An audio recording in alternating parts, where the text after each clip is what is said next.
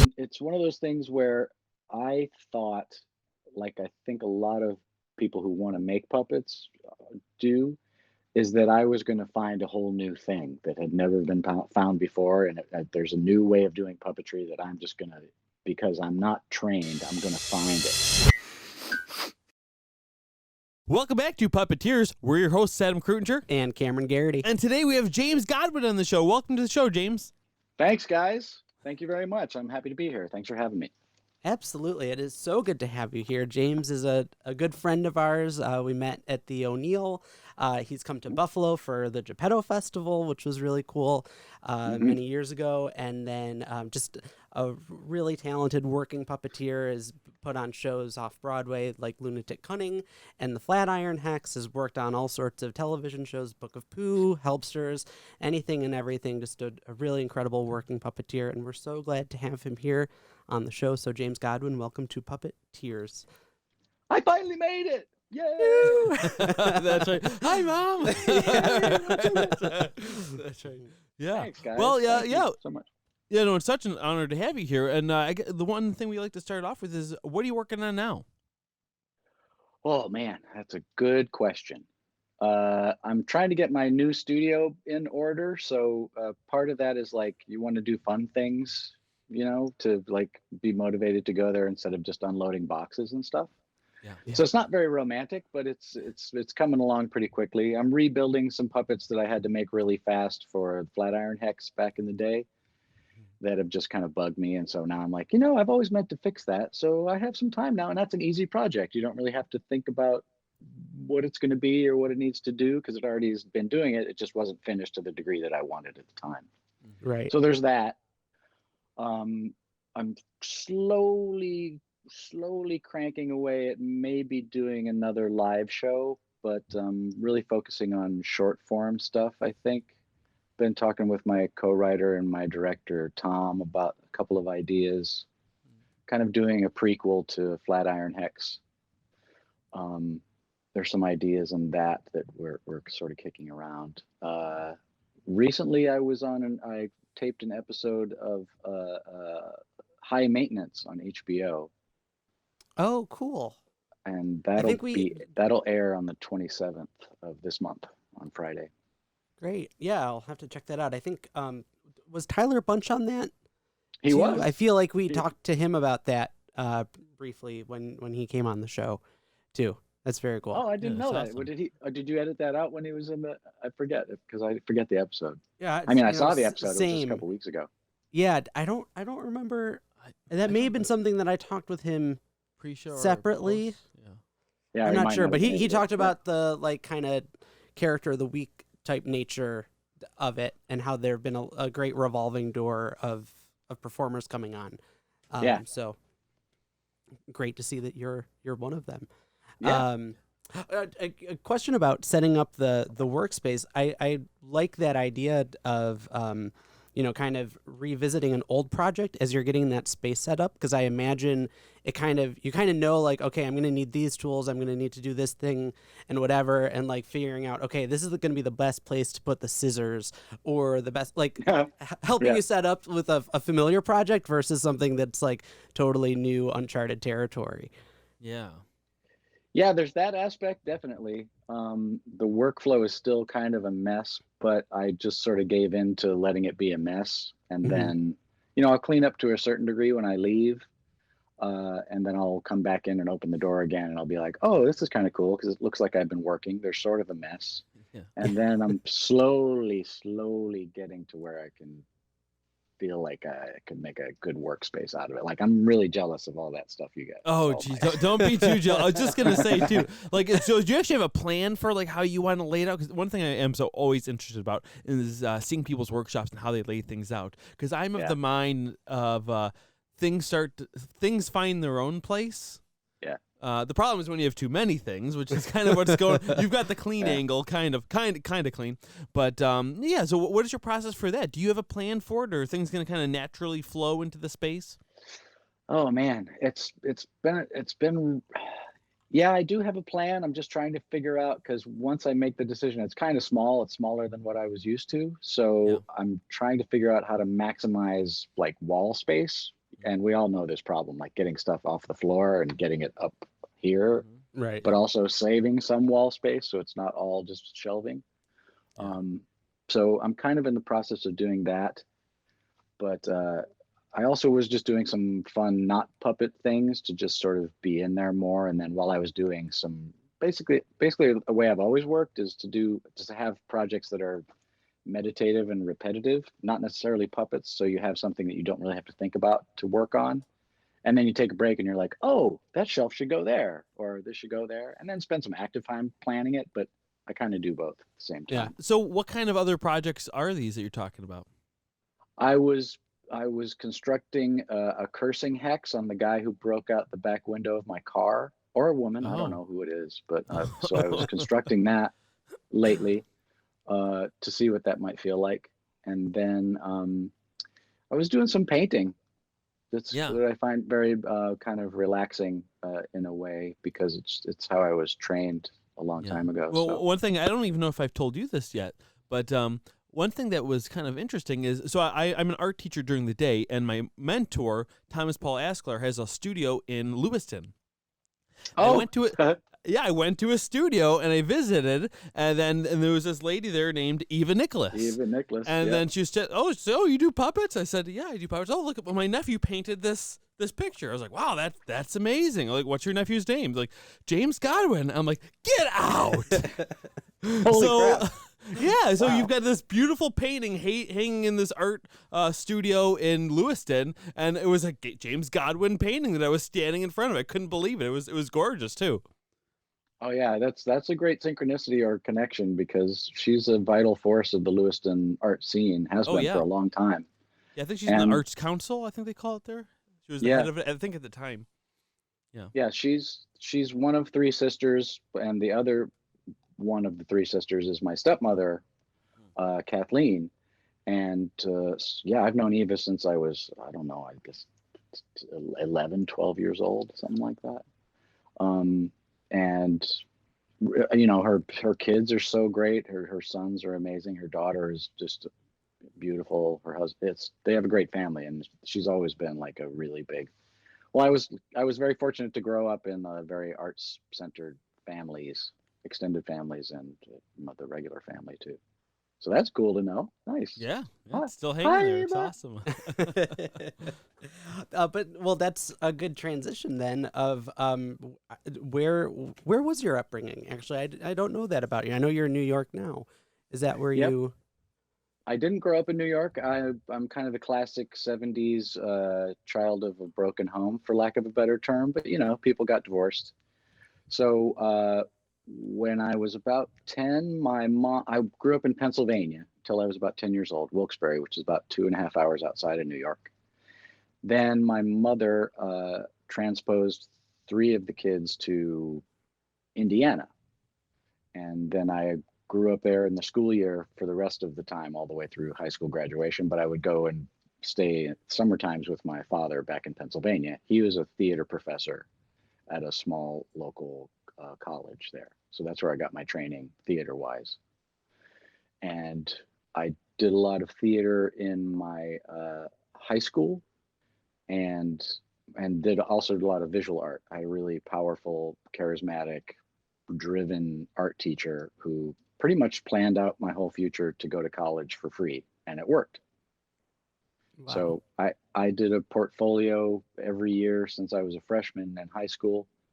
I would go to portfolio reviews at the Chicago Art Institute every year and meet with different art schools, so they knew my name. And then I would also compete in the National Scholastic Art Competition, and I ended up winning the National Scholastic Gold Key, which included a scholarship when I was, I guess I had to be a junior to do that. Yeah.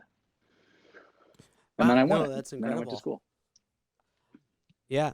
And so obviously in high school, you're kind of still developing, I mean, all through college and stuff, you develop your style, but did you, was the art that you were creating back then, do you see the trajectory to where you are now as a visual artist? Like, I mean, we're seeing some of your work behind you, but do you feel like you were growing as that James Godwin aesthetic even back then?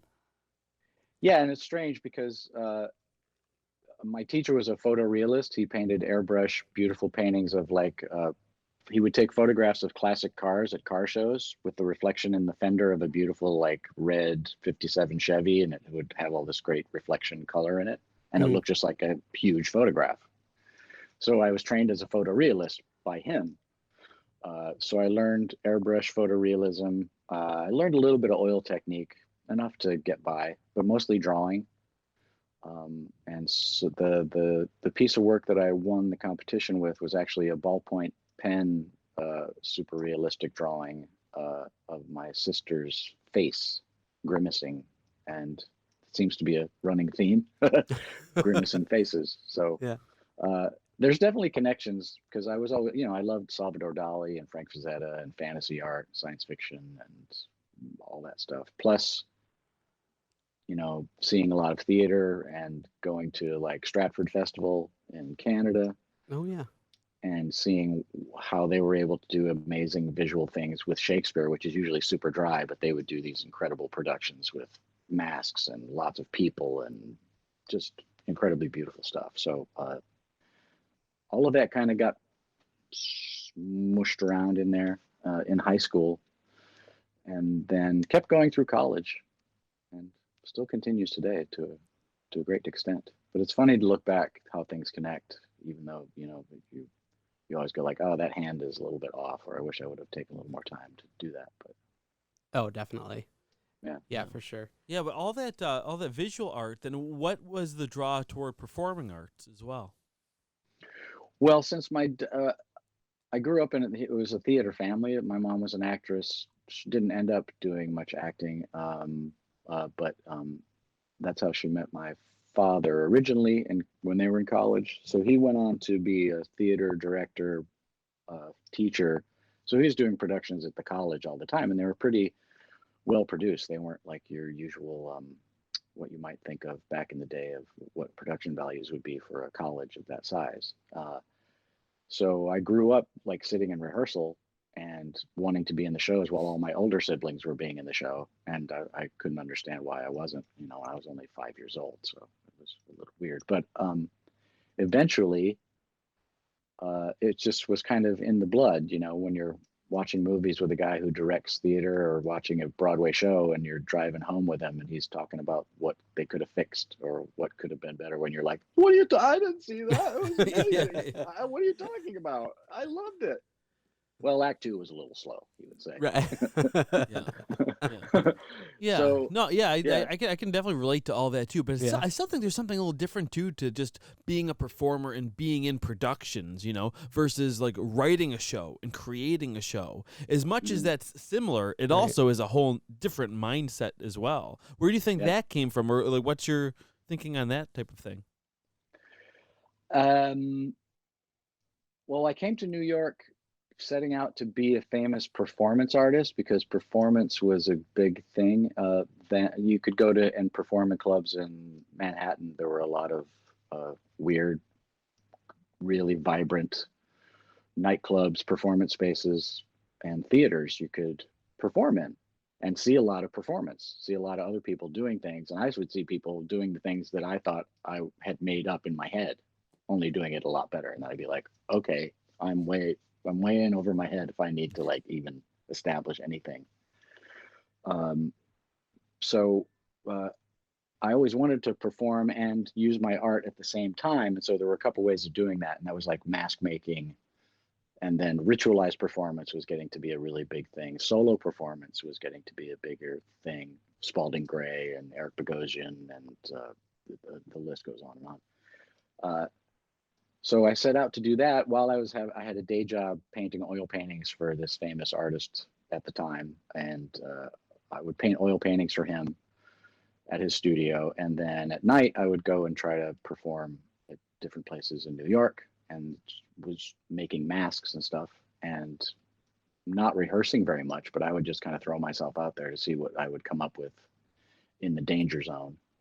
Yeah. So I learned a lot doing that, but I kind of wish I had a bit more discipline to rehearse and write back then. It just wasn't part of who I was at the time. And then I saw a lot of stuff and gradually built my act. I was like, well, this works, this doesn't work, and if I put the mask on, people can't hear me, so I have to figure out how do I do that, and kept doing that, and did. I still do solo stuff, and I mostly identified as a multimedia performer, but I wasn't showing films or anything. My first big thing that I felt really made sense was I was spoofing the men's movement, where, remember like Iron John, and guys are going in the woods and pounding on drums and crying and talking about how their dads never loved them or something. That stuff, remember? It might be a little old. I was going to say, we were probably children when that was happening, but fair enough. But that was a thing in the culture at the time, and so I was spoofing a person doing a seminar wearing shamanic and masked gear, starting out to sort of make sense, and then it became increasingly obvious that I was insane, and then I would end the act by putting desk lamps into a bra that I had, and then I would click them off and on, and I had a big antlered helmet that would glow in the dark. And that was my big finish. Actually, these mittens back here are from that phase. Oh, okay. And is the antlered helmet, does that end up relating then to, because you do that in Flatiron Hex too, right? Yeah. Okay. Yep. Yeah, it was one of those things that I kind of wanted to carry through because it just seemed right. And again, the shaman thing kept carrying through as part of like what the character is supposed to be able to do, or what their role in society might be, and something that I kind of identify with. So, and I thought it would be fun to see how I could, like, in a way, kind of like Bill Irwin sort of carries his characters or his bits and stuff all through his work, and then sort of reinvents them and puts them in new places. He's another hero of mine, Bill Irwin. In fact, I should have mentioned that as a thing of like, I saw Regarded Flight on PBS, and I said, that's it. That's I was just like, how do I do that? I want that. Oh, for sure. Yeah, no, that's great. So when you were performing, I know you mentioned to me at one point that you and your brother did stand up together. Was that before the some of that performance stuff, or? It was it was pretty much concurrent. Okay. He was working at a radio station in Philadelphia that was pretty popular before Howard Stern came into the picture. And so I would go down there and watch him. He still does stand up. I would go watch him do stand up, and I'll never forget it. Like the first time I ever went to a stand up club, and I'd seen a lot of theater by that time. And I always was under the impression that comedians were just kind of making it up. And I knew every Steve Martin album. I knew every George Carlin album, a lot of Richard Pryor that I was able to get my hands on by heart. And still, when I went to go see a live thing, I went to the first show. I was like, that was great. And then I got to stay around for the second show. I was like, that's the same show. What the hell? Yeah. It does blow your mind a little bit when you first realize that, because it does seem so casual, so conversational. Right. You're like, this is an act. They're acting. It's all an act, man. Wow. So then we did an act together called the McGonagall Brothers, they were these two Irish Catholic folk priests, because folk music in the Catholic Church was a thing for a while. So we were spoofing that, and they had been excommunicated because they were too radical in their views about the church. And so we wrote these really dumb protest songs, except that they're really well written and they're pretty funny. You can see them on YouTube. There's a couple of them. Let's Put Christ Back in Christmas was our biggest hit, I think. We'll have to link those in the show notes. Yeah, that seems like a little bit of a theme of using things from that are topical at the time. Is that where you get most of your inspiration from? No, it's mostly it turns out to look like that, but for me it was spoofing sacred things in order to see if they're really sacred or not. I was really inspired by Joseph Campbell in the Power of Myth TV series when he talked about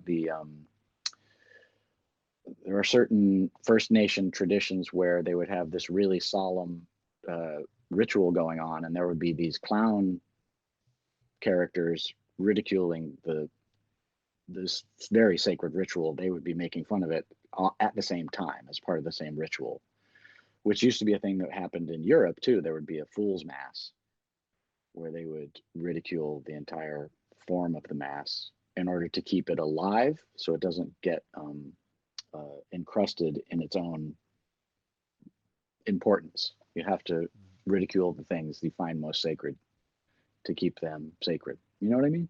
Yeah, I do. Yeah. So I was kind of into that. It's all very esoteric, as you know,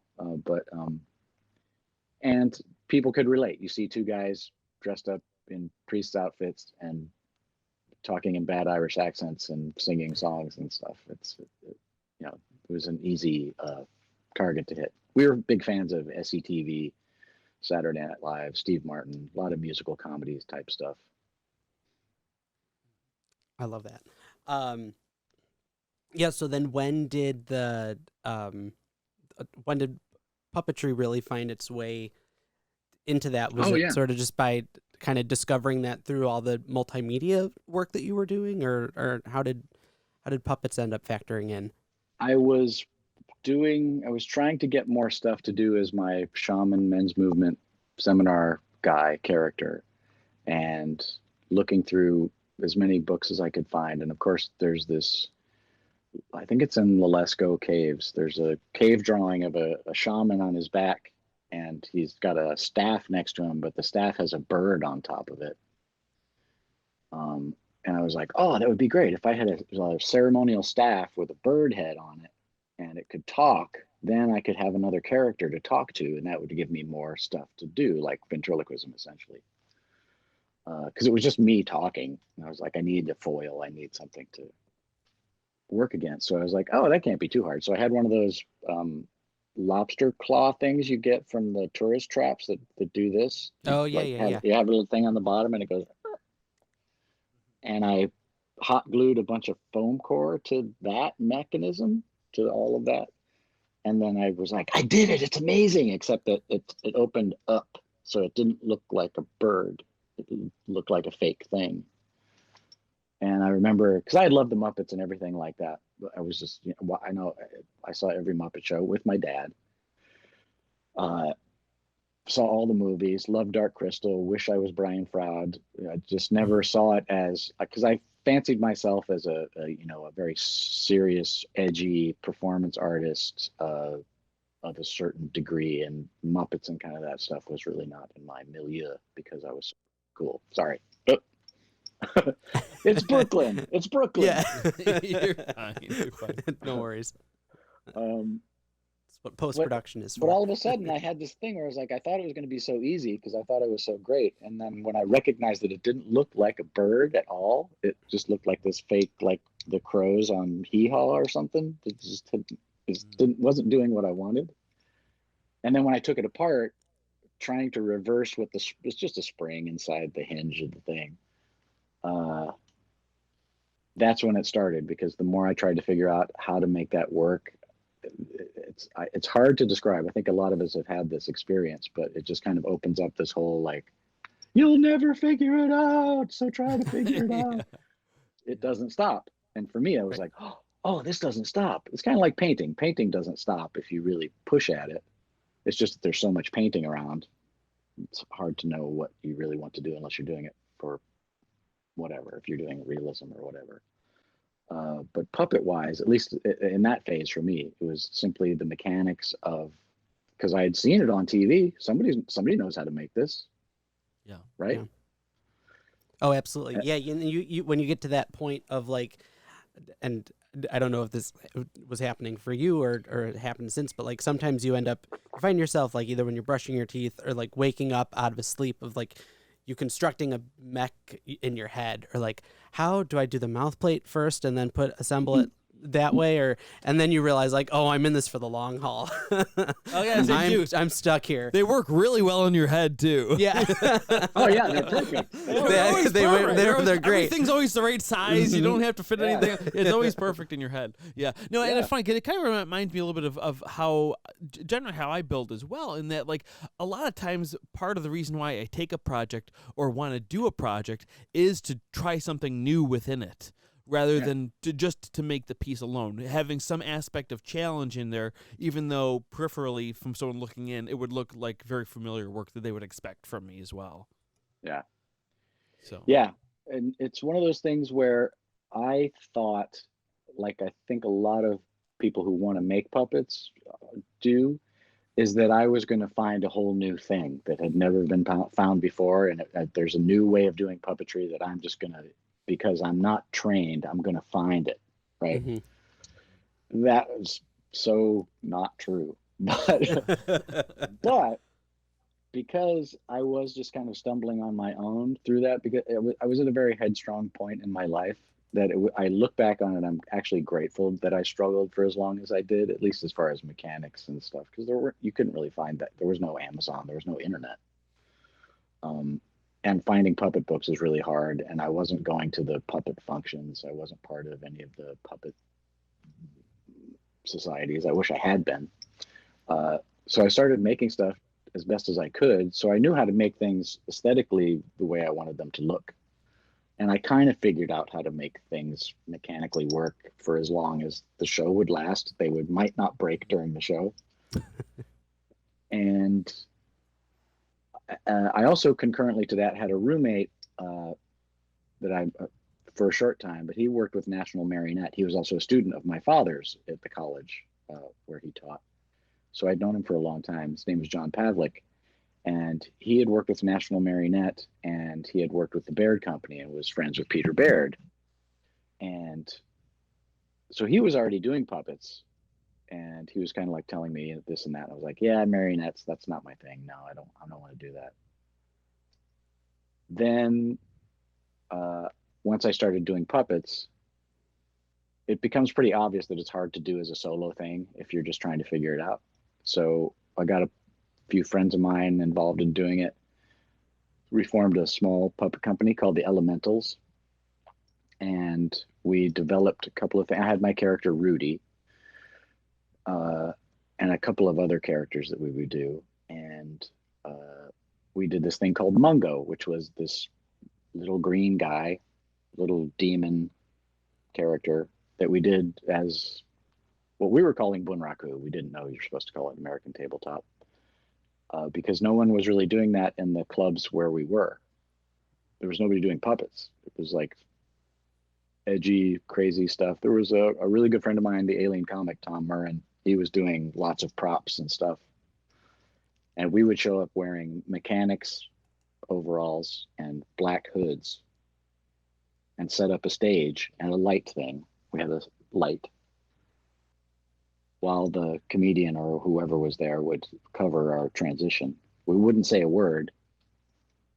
And we would start with this really creepy new age slow music and have sage burning in a little cauldron. And this green demon would like float down and kind of meditate. And you could feel the whole audience go like, oh no, this is going to suck. Not another like, oh God. And then the music would change over into James Brown, The Big Payback. And he would wake up and he would just dance and lip sync to The Big Payback. And the whole piece was 5 minutes long. And that's where we came up with the term Too Short to Suck. And because people would ask like, well, how long is the piece? And we'd say like, well, it's too short to suck. It's 5 minutes. And so we'd get a double laugh. And so people saw that, and then stuff started to happen. Like I met Eric Engelhart, the builder for Muppets, now sadly passed away, and other people who are more established in the industry actually building for Henson. God, Brooks was there, lots of people that eventually became friends, and then it just sort of snowballed. Yeah. Well, and that I know I've seen you perform Rudy a number of times. It's and we'll throw a picture up, but it's this great plant character, and I mean, he's basically a stand-up comedian in a lot of ways. Like, and so that's a great opportunity. That was something I've always wanted to do in one of our local clubs, is like build a puppet character so that you could still do what's essentially a stand-up bit, but as a character instead. And like, what a great opportunity to kind of continue to create and go off in a different way. But I wanted to ask, so you had this thought of, being such a big fan of those stand-up comedians, that it was done all just in the moment and it wasn't really prepared or anything. So when you found out that it was something that needed to be practiced and rehearsed and done over and over and over again, what became your process in those days of, finding that discipline for yourself or not? Like, were you kind of freewheeling it, or? I was freewheeling it more than I'm willing to admit, but I had lots of notebooks, and as far as Rudy goes, and I knew the basic outline of what his story could be. It's pretty simple. And when we started to do full shows, the company, then we had to rehearse mostly to figure out who's going to do what, where, and how do we get this puppet to go over here, and how does this go over there. And we were doing shadows too. And it got to be, you just had to rehearse and figure it out. So the script would kind of grow out of that. So it was mostly like we were doing short form. We would do like a slam, but we were doing all the pieces. You know what I mean? Yeah. So we could find like a through line. Sometimes Rudy would be the host. But we never really did like a long form narrative. This is all one story all the way through. It's more like a musical review or something like that sort of form. Then couple of, like, my friend Jimmy moved away. He was in the Elementals, and I got a job working on this show with this weirdo that I heard about from Steve Oakes at what used to be Broadcast Arts, was now Curious Pictures. He had seen Mungo. He called me in to work on some TV stuff because he knew he could pay me less than the other people he would have to pay. He had also worked on Pee-wee's Playhouse, the original pilot with Wayne White and all those people. So he had this new show coming up called A Little Curious, and he basically blackmailed Tim Lagasse into hiring me as part of the builder crew. And that's how I met Tim. And, day one, we were all in the shop building this thing, and we were just farting around. And then before I knew it, we were all doing a new show together as the Elementals called Bunk Bed Commando. And that was one that we wrote with Jim Napolitano, Tim Lagasse, John Pavlik, and myself. And that was a progenitor of Uncle Jimmy's Dirty Basement, but it was about a kid who had his best friend, Chuck Bob, was a stuffed animal of indeterminate origin and highly sexualized at the same time. And he was also a secret agent for the shadow government of, we'd never really found out. But Tim built all these great characters, and he had all these neat adventures, all very not a kid's show. But then things started to go from there as far as like getting good narrative going and having a story that made sense, sort of, throughout the thing. And then meeting Tim and Nappy, that just kind of exploded the whole aesthetic of what we were able to do, because now you have Jim Napolitano, who's like one of the best shadow puppeteers in the world, and Tim Lagasse, of course, we know who he is. Right. So doing live stuff was really fun because it's super dangerous, because puppets break and you sometimes can't find that prop, or some of the best times, some of the best shows was when shit went sideways and somebody just had to cover.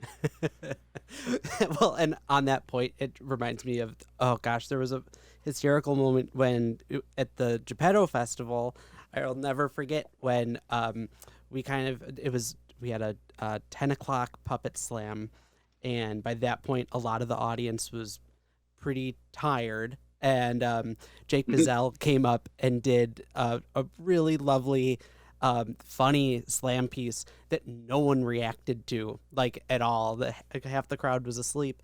And you just came up as the MC and said, well, thank you all for giving Jake a quiet place to rehearse. Oh, God. Oh, yeah, that was a great line. And Jake and I will still quote that every once in a while when a joke goes bad, or just thanks for giving us a quiet place to rehearse. Yeah. And then Madison Cripps runs out in his old lady costume. With the merkin. Oh, God. Oh, my God. I forgot about that. Oh, yeah. That was funny. Oh, man. That was funny. Too I forget where I stole that joke, but I'm pretty sure I stole it. Because as if you go see stand up, you have to have like this arsenal, as you well know. Yeah. I love that kind of stuff, recovery from that. But there were other things that we would, because Tim and Nappy, they had gone to UConn, so they were trained, and they all had this incredible knowledge. So Tim's like, "You have the Fedig book? Do you have the Fedig book around here? Would you have it?" I was like, "I don't even what Fedig book? What are you talking about?" He's like, "Oh, I got the Fedig book." So I got the Fedig book, and it blew my mind because I just started to build out of it, and I was like, "Is it just me, or do these plans kind of not make sense until you have to sort of figure out certain things for yourself as you do it?" Kind of like what we said before about having the mechanism in your head. Yeah. It works perfectly in your head, right? Yeah. And so there was this huge amount of knowledge that Tim had, and of course Peter Baird was then performing with us too. So Peter had Peter Baird knowledge, and we would do gigs here and there, and usually shorter form things, random things. We did a show they used to do shows at NYU where they would welcome the new students, and we did a show there one time that was really funny. Tim had this character in Bunk Bed Commando. He was an old guy with a walker, and he's trying to cross the bridge, and there's a troll under the bridge, like the story. So we just made a bridge, and I made this puppet of a guy on a walker, and he started to rehearse it where he'd just be like, "Okay, crossing the bridge, here we go." And he would start, and it was obviously too high to get up the incline. And so and then he eventually throws the walker all the way over in a beautiful move. And so we would actually make him rehearse that over and over while we watched in rehearsals. Like, no, Tim should do that again. Let's just watch that again while Tim rehearses his bit. And we would kind of toss that stuff around for a while. Yeah, it was a good time. Good show. That's so cool. Yeah. Oh my gosh, would have loved to have seen that. So then moving on, was it Nappy and Tim who kind of then were able to usher you into doing some of the other classic early thousands different puppet TV projects and such, or how did you get involved? Was that a day job type thing for you to then be able to do the more creative theater things at night? Yeah, because I was doing odd jobs. I would do some freelance. Frankly, I don't know how I survived, but I did. I mean, I worked construction. I would do fine finishes, house painting, anything but food service. That was my rule. So far, so good. Not that there's anything wrong with that. No. Yeah, of course. I wish I could be a chef. I wish I could. I'm a good cook, but I'm not anyway. Yeah, actually, Mitchell Creekman saw Mungo at one of the Henson International Festivals where we were always in the late night cabaret. We never had a main stage production. So we would really make fun of everybody else during the late night cabaret and usually piss off everyone from Roman Posca to whoever else. But we would hang out with Basil Twist, and we did a couple of they called them field trips from PS 122, where you would go to another town. There'd be three or four acts, and you'd do puppety things at a beautiful theater in Minneapolis or something. So we did a few of those with Basil, which was, man, those things were really fun. But to your point, Mitchell Kriegman, who was doing Bear in the Big Blue House, saw us do Mungo at this Henson thing, because of course Henson was connected to Big Blue House. And I got a random phone call from PS 122 saying this guy was trying to reach out to you again, pre-internet. And I was like, okay. I called him. I didn't know who he was. Called him up. He's like, oh, I want to meet with whoever did this Mungo thing that I saw. And I was like, okay, we'll come over and talk to you. We went to his office at Astoria where they were shooting Bear in the Big Blue House. We talked about doing a thing with Mungo, like a development deal about doing a show about it. John and I were both like, what? And we're like, great. And walked away. And I was like, the next day, I'm thinking about I need a job. And I was like, well, wait, there were jobs there. People were doing puppet type jobs there. And I was I didn't know anything. So I called him the next day and said, hey, there was a great meeting. Nice to talk to you. We really appreciate the support. We're working on all the stuff you asked about. Hey, do you have any jobs there? And he's like, what? I'm like, yeah, do you have a job? He's like, I suppose so. What do you want, a puppeteer? I was like, oh, I'll puppeteer. I'll sweep up. I don't know, whatever you got. And he's like, oh, wow, okay, that's pretty ballsy. Do you do monitor work and stuff like that? I was like, yeah, sure. No. No, I lied. And like a couple days later, somebody from talent called me and said, we have a couple days next week. Do you want to come in and do it? And I was like, Luckily, I was in AFTRA because I had done some commercials and lied that I had monitor experience. I did, I'll get back to that. That's a good story. Vin Diesel and Toy Fair for Street Sharks. Oh, cool. So I ended up going there, pretending I knew what I was doing. Luckily, Jim Kruger was there, and he was the person telling you where to be or where to put your puppet. And usually I was only there because they needed a lot of characters. And he told me what to do. He could probably pretty much tell immediately that I didn't have good monitor skills. So he'd be like, you know what? Just make sure you're moving at the countdown. And then if you can't see the monitor, just kind of keep your head up with the puppet. Just look around the room. You get interested in the room. Keep your arms straight. And I tell you what, man, if it weren't for Jim Krupa, I would not have worked in TV at all. If that was, yeah. So I owe him such a debt of gratitude. And then that's where I met Tyler. That's where I met Peter. That's where I met Noel. Have you ever seen Bear in the Big Blue House in person, like the bear himself in the suit in real life? No. Oh, we've seen Noel in person, if that counts. That does count. But I remember being on set and like I was just so like flabbergasted by everything. And then they're like, okay, bear on set, and he walks out and it's a living creature in 3 dimensions in front of you that's alive. And I was just like, I turned into a 6-year-old kid. I was like, okay, that's really cool. So I did a few days on there. I learned a lot. And a little previous to that, I had auditioned for a commercial for Street Sharks. They were these toys that were trying to be Mutant Ninja Turtles. They were like these sharks that had muscly arms. Oh, I remember those. Yeah, I remember had those toys. So did I. All right, so I did the TV commercial. I don't know how I got cast. I went to an open audition, and I got cast, and it was me and Joey Mazzarino and Randy Carfagno puppeteering these sharks. And I almost lost my mind because you had to do these 3-second takes where they busted through these toys and you had to be perfect and everything. And Joey was doing it like 2 takes. It's like, easy, hey. And I'm like, 8 takes, 9 takes. But I survived. But after that, there was Toy Fair. And so they were calling all these people, do you want to come to do Toy Fair and be the puppeteer?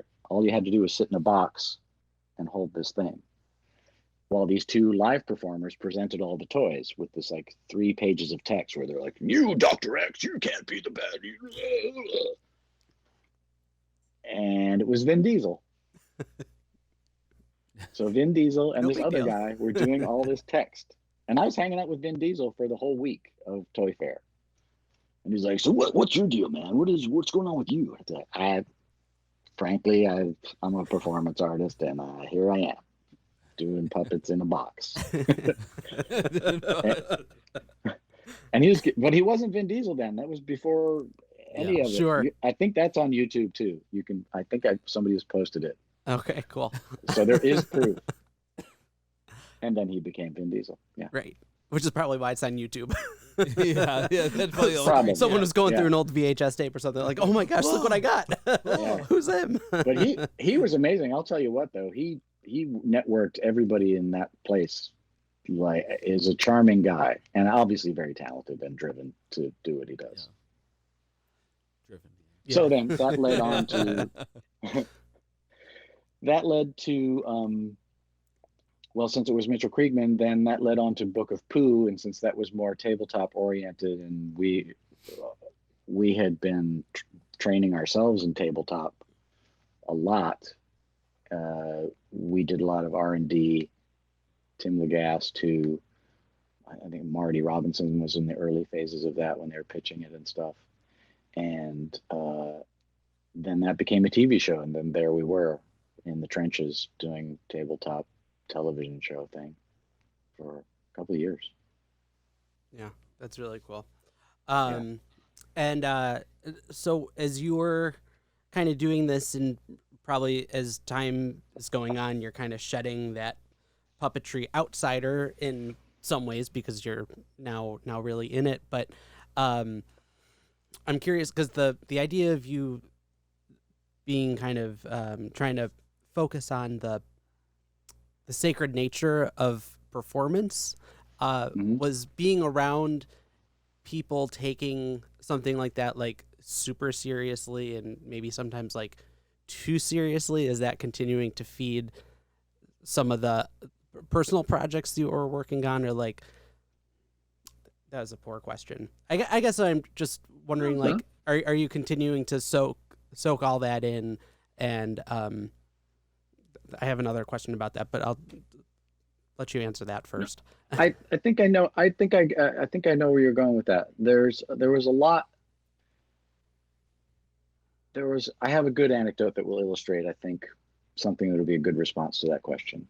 Cool. When you're doing three people, because I was on Team Pooh, I was doing the arms, and then eventually I was actually doing the head when Peter Lentz, I think he went on to do something at Sesame Street or at Henson or at Muppets or something.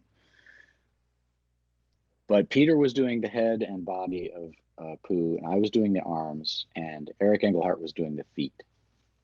And so we were doing a lot of really difficult manipulation stuff that had never really been done to that degree, to my knowledge, very much before. I mean, maybe Ronnie Burkett he'll probably correct me on that, but there's probably some Russian place that was doing it. Anyway, so we got like a month into production where it was day after day, because it was Winnie the Pooh. We had very little downtime. And we'd rehearse a little bit, but then we would just kind of shoot the scenes and try to do it. And I finally got to a place where I could do the arms in a way that started to make sense, where I didn't have to pay so close attention to what I was doing with my hands and stuff, is that I could actually like flow through it. And we were all kind of getting to that place. And there was a scene we were shooting where Winnie the Pooh had to climb up a stack of books, reach into a bowl, take a banana, and this is all in camera, there's no cuts. Take the banana, pull it out of the bowl, climb back down the pile of books, and exit. So we rehearsed it a couple times. We had top stick inside the hand. Winnie's just like a mitten. So we just kept reloading a bunch of top stick, and I would hide it until it went in. And we're all wearing green suits and hoods and stuff. And I'm assuming your audience knows what Bunraku tabletop configuration. Okay. So we did it enough to where we felt we were comfortable to shoot it. We did one take, and it was totally, because the banana just didn't look right in the hand, and we got off balance. Because I was a real stickler for balance, body-wise, and like center of gravity and stuff. Mm-hmm. Peter is a great manipulator, always. We do the next take, where we're just like, just go again. We don't need to talk about it. Just go again. Just go again. We do it again, and this thing happened where the puppet did the thing. It wasn't us doing the thing. And it was really cool because the puppet did what we wanted it to do. And I wasn't really consciously thinking about all the technicalities. But since we had gotten this good rapport, the three of us performing together, we knew the feel of the puppet, the haptics, the way we could kind of judge the gravity and the tension between each other. When we were done with it, they were like, "Oh my God, you got it. That was great." And we all like backed off and took our hoods off, and we all looked at each other like, "You felt that, right? You felt that?" And all of the three of us were like, "That was weird." Because Winnie the Pooh did that. And it sounds really weird, but I've talked to other folks about Bunraku team style puppetry, and you get these little inklings of that. And it's really, sometimes it happens really early on in the process, but then sometimes if you've worked a lot together, that's what brought me back to the sacred part of it. Because, you know, Winnie the Pooh, I'm not exactly a Winnie the Pooh kind of guy, you know. But when that happened, that was the transpersonal, magical thing that really gets me going about what puppets do and how they work. So that was just one of those things of like, okay, this is cool. If you get that experience very rarely, that sense of flow, so we're on to something. Right.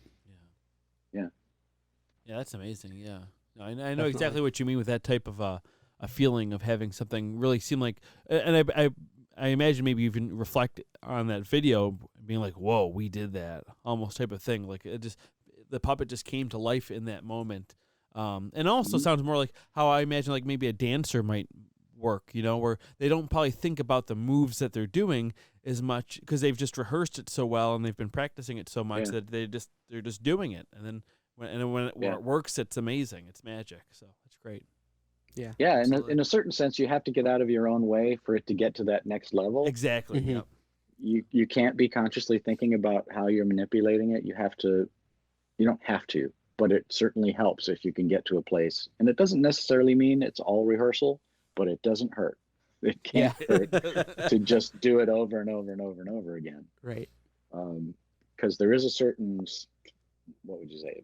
Is it a sine wave? Like things can be really great for a while as you rehearse it, and then it sucks for a while again, and then it kind of comes back again. Oftentimes you peak really early, depending on the kind of work that you're doing. I'd love to talk to Ronnie about this, because it tends to happen in my experience that you'll peak with something really early because it'll be like, yeah, and you'll nail it, and then you'll work more on it, and it'll just like, and you have to power through that to like, and that goes with writing and it's everything. Oh, of course. Yeah. So that gave me faith in that sort of thing, and then that turned into It's a Big Big World, where I played Bob, and again was working with Tim and Peter and Tyler and a bunch of other great folks, Melissa Creighton and Carol Binion and Paul McGinnis and Amy Garcia. We just had a great time. We all worked really, really hard. And Eric Engelhardt. Sorry, Eric. I don't know that his name has been mentioned on the show before, Eric Engelhardt. He coined the term foot bitch for people who operate feet on multi-character or multi-operator characters. And he was a great philosopher and also a great technician, and was able to articulate things in a way that I found really exciting because he was so passionate and so good. That's the kind of thing that I really respect, you know, when he was so insightful, and there wasn't a lot. I tended to be the most esoteric thinker about it. And we would get into really great discussions about stuff like center of gravity and how do you travel from point A to point B and make it look like there's actually this thing walking instead of like a puppet walking. Yeah. So did he like doing the feet? Oh yeah, he loved it. Yeah, I was gonna say. I remember hearing about. I was gonna say when you start talking about it, it's like, oh, I've heard part of the story before. I think Jim Krupa said it when I was in the Howdy Do show that Jim did at the O'Neill in 2015, I think it was. Yeah. And he was telling about that because he was assigning people different things, and there was this one frog character that needed someone doing the feet, and he's like, all right, we need someone to do the feet, and then someone was like, oh, I'll do it. He's like, you want to do the feet? I was like, nobody wants to do the feet. I love doing the feet. Actually, I'll tell you. So I helped out a couple of times when Jess Simon was doing her Ruby and Charlie show. Oh, I love that show. Oh my God, I absolutely. And we fortunately had that kind of dynamic of like, just being in sync with each other and really feeling like we knew what the puppet was doing. But yeah, I was the feet when she did it at the O'Neill a couple times, and I remember that. The absolute best. It's so much fun to. But yeah, sorry, I didn't mean to stomp on your story. No, that's it. That's pretty much. Yeah, he was just telling. He was kind of telling about Eric as well. In that when he was telling us about the story. So yeah, just ring to me. So. Well, and he built the first Pepe on like a whim, basically, right? Yeah. So you know that story, so I don't have to tell you that one. But he,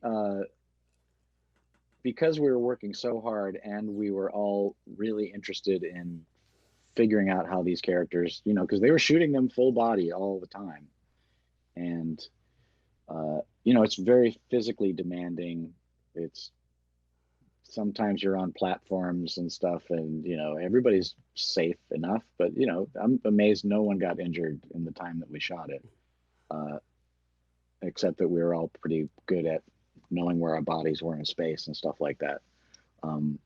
It's funny because when I ride the subway now and I see people who don't know how to like just kind of shift their bodies to make room for like two more bodies, because I've learned that doing multiple operator puppets. Right.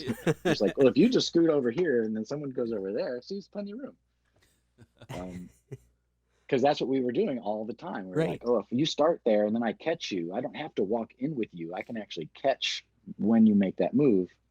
We loved figuring out that puzzle. And being on feet, it's like,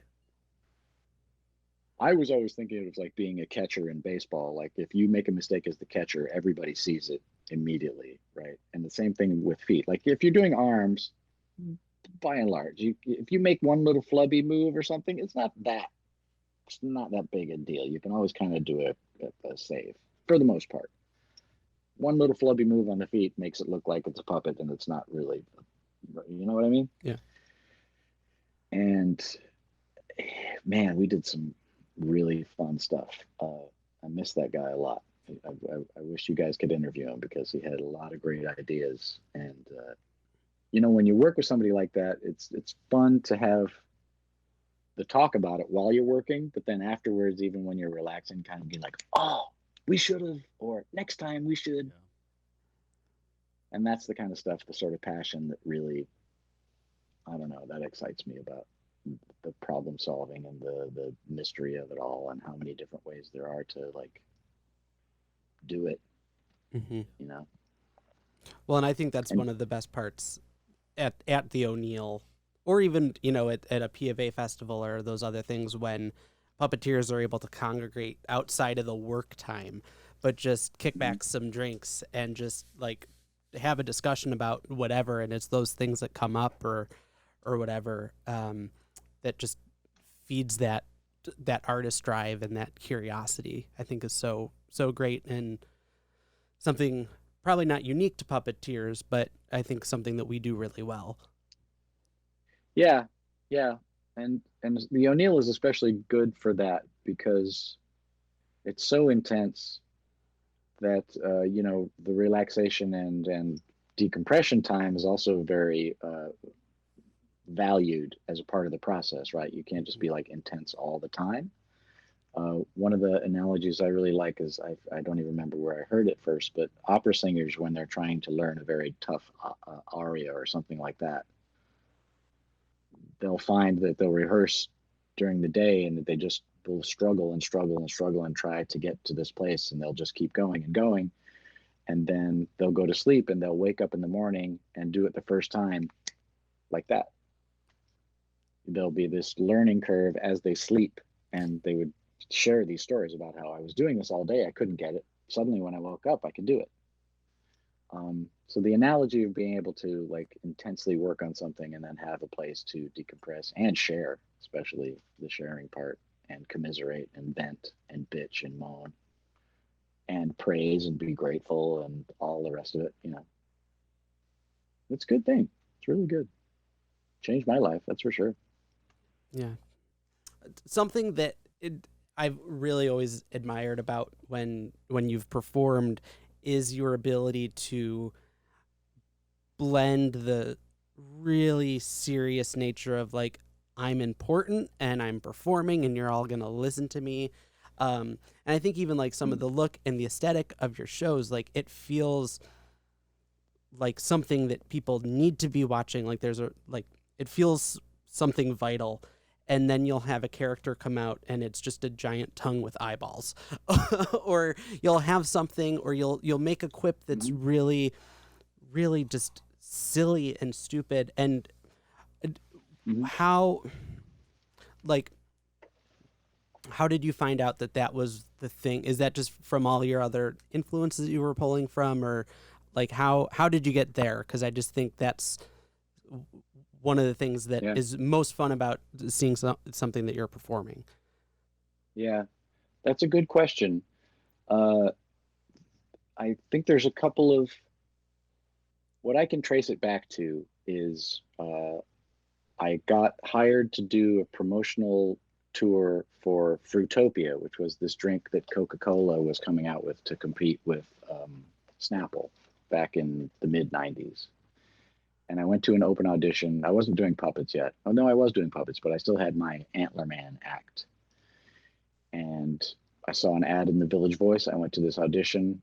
I got cast pretty much after the audition, like right there, which doesn't happen very much. And so the next thing I knew, I was doing 6 to 8 shows a day, no matter what, if there were people there or not, outside.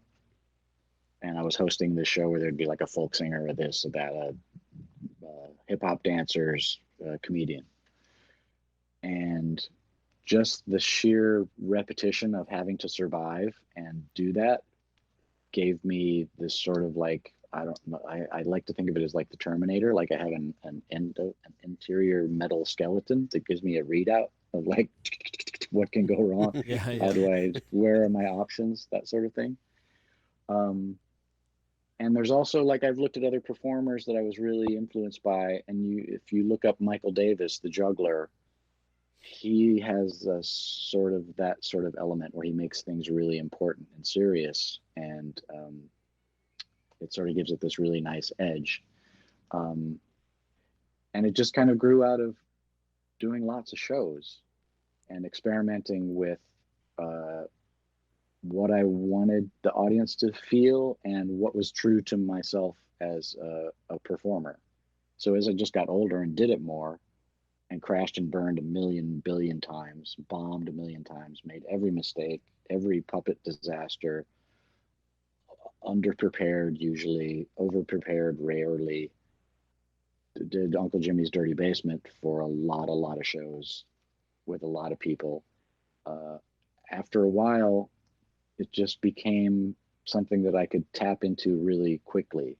And I don't really know that there's a clear through line to that process of how I got it, except for how I could describe it. Once I take away the Uncle Jimmy makeup and all that sort of stuff, I can still tap into that. I don't even really know how to say it. It's just sort of, it takes me over. And then I can see how it's going to go to a certain degree. And then if I can't, I'm not really freaked out about it, because if I just make a move in one direction, it'll open up to whatever it might be. Oh. Yeah. No, that's super cool. Yeah, and because if you know your tools, I guess it's kind of like being a musician in a way. Like if you practice enough and you play guitar, like at a certain point, the guitar plays you or something. Mm-hmm. You know? Yeah. It's like with Ronnie Burkett and Schnitzel. It's like, I'm sure he would tell you the same thing, that there's a thing that happens there where you're just like poof. Yeah. It's just a part of you. Yeah, for sure. Mm-hmm. One other question before we wrap up, because we talked a little bit before that you had been working on the Helpsters. Yeah. And can you talk about just your involvement with that show, and if there's any good stories from working on that? Because that was, I mean, just such a fun show. I mean, it was super, super funny. We're talking to Ingrid Hansen later this week, which we're looking forward to. Oh, she's the best. Oh my Ingrid's gosh. the best. Yeah, I can't wait. She's amazing. So many great, so many great people working on that show. I got involved early on. I actually shot a different pilot with Puppet Heap before it became Helpsters, strangely enough, a long time ago. And then my life was kind of in a rough spot, and it just so happened that they were in the early phases of pre-production on having certain characters be fabricated. And so I was part of that in super secret seclusion in my basement studio, just trying to figure out if this one character could be made, and just going through steps to do that with the higher ups. And Jean Marie Kevens was the progenitor of that. She was handling a lot of that early pre-production stuff and through production. She worked very hard. And then I ended up working at Monkey Boys fabricating for a couple of months last year, January, February. Love the Monkey Boys. Hi, Monkey Boys. And then, it was pretty much like every show. There wasn't enough time, and a lot of stuff for people who build puppets or at least have some experience in that end of it. You're constantly crying out like, this is a 8 months job being done in 3 months, and certain things you need to R&D before, especially when you have a lot of people who need to okay the look. Yeah. And you can build it, and you kind of have an idea of what it's going to look like on camera if you're a builder. So there's a lot of challenges from designer to builder to writers, producers, people who okay with the images. Once it gets on camera, even then everything changes. Not everything, but there's a lot of changes that happen. And when you're working with something of that magnitude with Apple, who are pretty new to the scene as far as making content, the scripts are great. I thought the puppets were great. I mean, we all had our challenges to get them done on time and keep them maintained. Because when you're doing things that fast, it's not that they weren't able to withstand the shoot schedule, but puppets get dirty. They have a lifespan, and we built them to live. But people carrying them, they get dirty. They break in, and then they work perfect for a nice amount of time. Luckily, Tim was working on a character that I had built, so we could talk about that as friends. So that was a good connection there. Mm-hmm. I'm really grateful for. And once we started shooting, the scripts were so great, but there were so many challenges production-wise, because it's something of that. It usually takes time for a crew and people to kind of gel into being able to feel how it's going to be to shoot, because you've got someone in a big suit, you've got locations. The locations were beautiful, and there's just a lot of elements involved. And so it took a little while to gel, get into a rhythm. I wasn't on set that much early on because there was so much that needed to be built. So I was in the prop and puppet room. But when you've got Marty Robinson and Jim Krupa and Tim Lagasse and Ingrid and Jean Marie and Detweiler, Andrea Detweiler, and Lars, Lars, who was known mostly for being a wrangler for Sesame Street, who then went on to work on the Tick as a remote control operator of Tick parts, was now doing the RC eyes for Ingrid's character. Lars, just the one of the most beautiful people. And so having all that knowledge on set, as far as like troubleshooting, looking ahead at like what might happen, we had times where like Scatter, Tim's character, would have to like make a sandwich with mustard and do all this stuff, which immediately sends off alarm bells to everybody. Yeah. And, we're like, they want it in camera. They want mustard on the sandwich. So it doesn't matter what you make it out of. It's if it gets on the hands. Yeah. We made it out of paint and stuff. And I was like, but that's Yeah. still, if it Just as gets, bad, right. it's still, and I'll never forget it because it was a very stressful thing of like, because everybody's trying to figure out who's doing the what. And then they're shooting it. And I went to Tim. I was like, you got this though, right? Because he's a master manipulator, hand guy. I was like, I think we're good, right? He's like, we're good. Well, it'll be fine. And he totally like nailed it. Mm-hmm. And so when you've got people, I'm a pretty good hand manipulator too. So we had talked about it. I was like, as long as you don't like have too much coffee, Tim, you should be fine.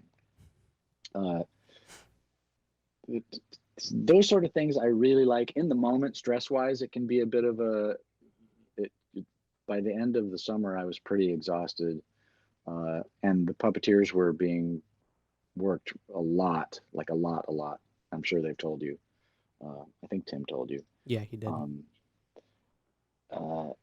And so it's really, I think one of the reasons why we survived is that there was so much wisdom and presence on the set. I mean, Stephanie is a veteran. Jen Barnhart was a co-puppet captain too, and she's such a supportive, strong, incisive thinker about how to do what needed to be done. And sometimes the schedule would change. Sometimes they'd be on location, and it would be not so pleasant outside. Either be super hot or raining or something like that. So all of these challenges for a brand new show was a big thing, and it was really fun. Like it was just a great team. Oh, and Sedwan too. He was. That's right. Is like such a great guy, and I had a lot of fun. Sedwan actually helped do the build too, and I was down in Philly with Monkey Boys, so we got to know each other. I was just there. talking to him. Awesome. He's hoping to have him on soon. Yeah. He's going to. Oh, good. He's going good. to Singapore or something for a couple of months, and then we're hopefully going to connect when he gets back. Yeah. Does he? Yeah, he's going to Singapore. Really? Oh yeah. Might not be best timing. He said he's going. I think it's Singapore. He said he's going somewhere for a couple months to do some work. And so we're hopefully going to connect when he gets back. So, but yeah, I should follow up. I hope he up. gets a spacesuit before he goes. That's right. Well, I'll tell you one thing: plane tickets are cheap now. Yeah, they are. I was just hearing some guy in the store. He was like talking about you get a round trip to Dublin from JFK for like $200 or something. I don't know. Yeah. I'm not going anywhere. No. I'm good. But for Dublin, to talk about Helpsters though, it was an interesting. First of all, the scripts are really good, performances are really great, and it sort of has this flavor that you don't really find very often in that sort of content. And I think that's probably why I hope it's being successful. Yeah. The stuff that I've seen looks really funny. I mean, the stuff that I played a couple of parts here and there. Oh my God, John Kennedy too. I almost forgot. Some of the stuff John Kennedy does in that show is just brilliant. There's a doorman that he plays. It's just so good. Does he play as a human or is it a puppet character? Oh, okay. I wasn't sure. He ordinarily he'd be right-handing for Tim on Scatter, but every once in a while there'd be what the hell was his name? Uncle. Darn it, I forgot. It was a hilarious character, and John Kennedy is a genius anyway. So yeah. Right. Yeah, I can't wait because I think only 6 episodes have come out so far. Really? Yeah. That's all? Yeah, which is really, it's a bummer, especially because when we had Tim on, he was saying like, yeah, the first 3 to 6 episodes of a show are always like the mustard water kind of thing. And so I'm dying to see like more of it. And I hope we don't have to wait a whole other year before we get more of it. Yeah, I hope not too. Because you can really see It's like with anything. It's Oh, the of same on course. Big Big World. It's the same on Book of Pooh. You know, we'd look back at the first episode and be like, ah, oh God, oh God. We shot the opening on the first week. Right. Ah. But man, there was some pretty. I have a big soft spot for Marty Robinson's character because it's just so outlandish when you think of what you usually get as a character, and I helped build the first versions of that. It was a big challenge to get that pointy nose. How do the eyes? How is that going to ever work on camera? And he found a way to do it. Yeah. Mr. Prim. Mm-hmm. Yeah, and with Jim on the And hands. Yeah. Oh my Jim, gosh. Jim on the hands is like the. So good. Yeah. Well, this has been just lovely, and we can't wait to talk more with you. We could do this for hours, but as we wrap up, do you have a good puppeteer's memory of something that didn't go right in the moment, either on stage or on the set? Oh man. But something you could gosh, laugh at now. So many. Where to start? Where to start? I think probably one of my favorite ones. We were doing Mungo, and so Mungo is a full body guy. So the head is loosely connected to the chest, but it's on kind of this gimbal that would like friction fit snap into the back of the head or below the jaw. And then the controller would be behind the head, and he had kind of this like seaweed hair, and the controller would be covered like a couple of triggers for eyebrows and stuff and the mouth. And we had rehearsed it, and we had done it a couple of times, and people had seen it enough, so it was kind of this thing. So we would go to comedy clubs and do it at like alternative comedy was starting to become a thing, right? Whatever that means. And we went to this club. What was it? It was a pretty big alternate comedy club, doesn't matter.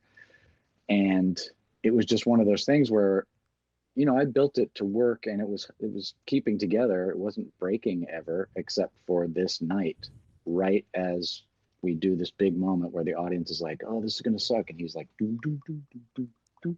This beautiful puppet with perfect lighting in the comedy club that doesn't have lighting. We'd bring our own lighting and do this thing.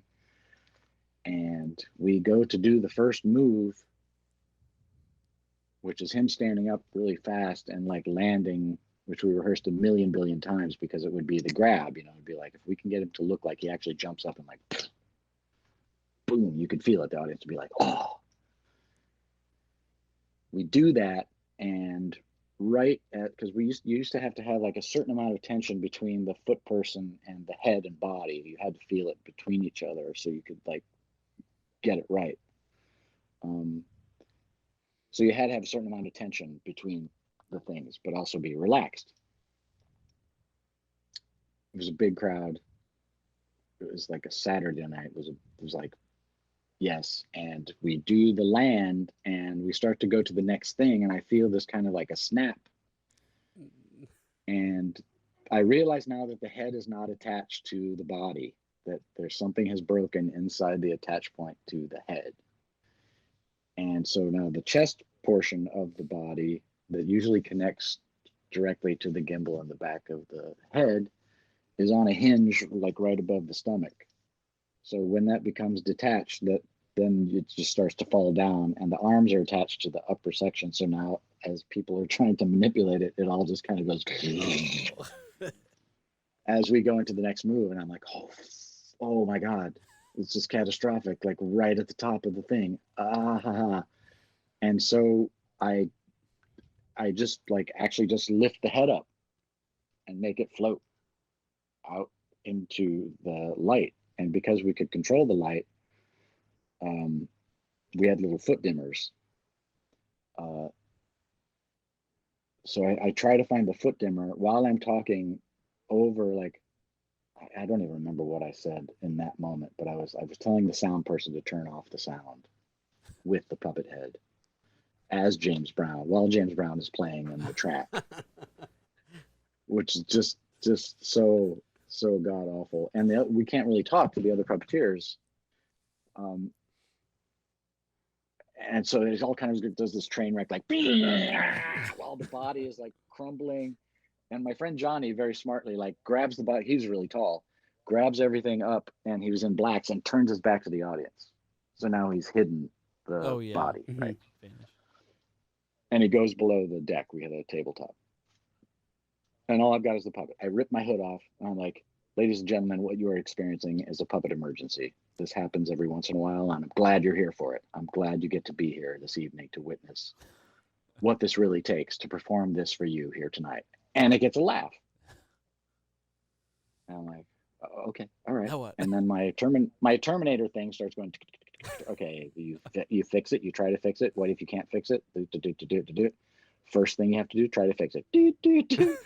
All right, what you're going to witness now is I'm going to try to fix this thing. And I'm like, my compatriot John here will bring the puppet up, and he lays the puppet down on this thing, and I take the puppet head and I pull the stuff back to see where, and it's dark, and I've got this light. I can't really even see what's happening.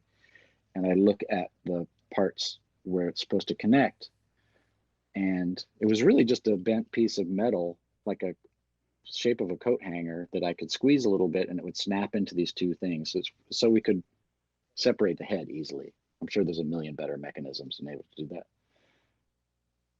But I was like, just in my head while I'm talking, I figure like if I just bend the rods out a little bit more, it'll have more tension when it snaps back in.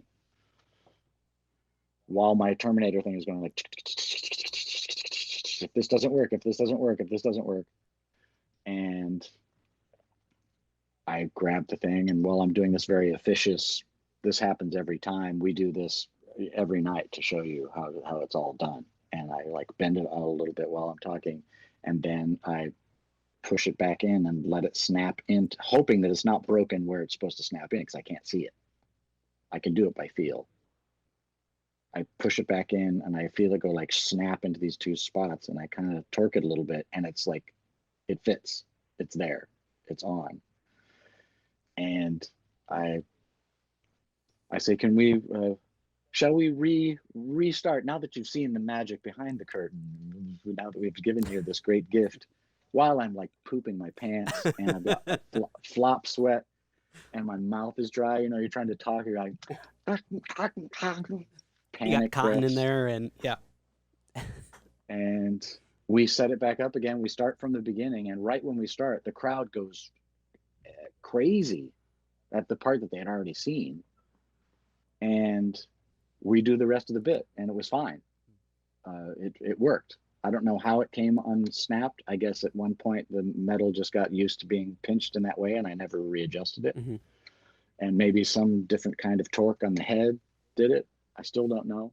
Wow. Luckily, it was by the grace of the puppet gods we got through it. And then the audience was like, kaboom! And it always reminds me of the story from Ricky Jay about this performer who was a kid who didn't have any arms, and he would play violin for in Europe for, like, you know, he'd go to parties and perform. He'd play violin with his feet. One time he's playing violin, the string breaks while he's playing, and he restrings it with his feet, and it becomes a phenomenon. And so he actually built it into his act, where he would file the strings of the violin so they would break on cue, so that he would have to restring it with his feet as part of the act. Oh, wow. I can't remember the name of the performer. It's in one of those Ricky Jay books, I think. But we never tried to engineer anything going wrong. Sure. It's like one of the hardest things to do. Oh, yeah. But yeah. Somehow we survived. And we never had the audience never, it was one of those genuine things that you can't really recreate. It's just like the audience was really, there's like, oh God, I hope they make it. I hope they make it. Well, and right, and with the wrong kind of audience, in that, 2 minutes that it probably took you to fix it, they're walking out, and because they're like, oh gosh, if their puppet broke, so why are we still watching this? Yeah. Well, that was definitely one of those things, because 2 minutes turning into 3 minutes, that's what starts to happen. It doesn't matter how good your patter is, because pretty soon it's just like, well, this could be the end. Nope. Yeah. Wow. But that's the chance you take, right? No, definitely. No, that's a great story. I I think a love lot that. of people can empathize with that. And I like how it's, in a lot of ways, kind of the opposite of your Winnie the Pooh story, which was kind of funny. But, so also for our audience, what's the best way for them to follow your work and to check out what you're up to? Oh, yeah. My website's a little out of date, but it's jamesgodwinarts.com. I think you can Google that pretty easily. But also flatironhex.com. That's from my recent show. That has a lot more puppet-oriented pictures. I'm still in the process of figuring out what next steps are going to be for me career-wise, but otherwise just watch High Maintenance on the 27th because it's me and my puppets pretty much being me. Oh, fantastic. Great. And it's a pretty good show. So, I mean, that's a great show. I like the show a lot. Are you on any social media things as well? Instagram? Or? Oh, I am. I'm on Instagram as Jimbo Godwin, I think, at Jimbo Godwin. Trying to draw more these days and be a little bit more present. I'm on Twitter, but I don't really do it. Yeah. I look at a lot of TikToks. I think I have one TikTok. It's another thing. It's just, who knows? That seems like it could be right up your alley. Yeah, I dancing, think- lip syncing to songs and stuff, right? No. You can upload your own content. I think that give it a try. I think there's something there for you. I think I'm going to do that. That's why I got the ring light. Yeah, I was gonna say I knew that because I could see it in your eyes. I was like, he's got a ring light. Interesting. Yeah. Right. Oh, man. Well, James Godwin, thank you so much for coming on Puppeteers. Thank you, It was guys. so good to talk to you. Thanks, Jim. Bye. thanks for having me, you guys. I love the show. Awesome. Best to you. Sorry. Went out of my head. Oh, so hold on. Are you farting? What are you doing? Yeah. I'm definitely no. You'd see it in Adam's face if I was farting. It has happened. It's happened. It happens. We're all human. It's a human thing. Oh my gosh.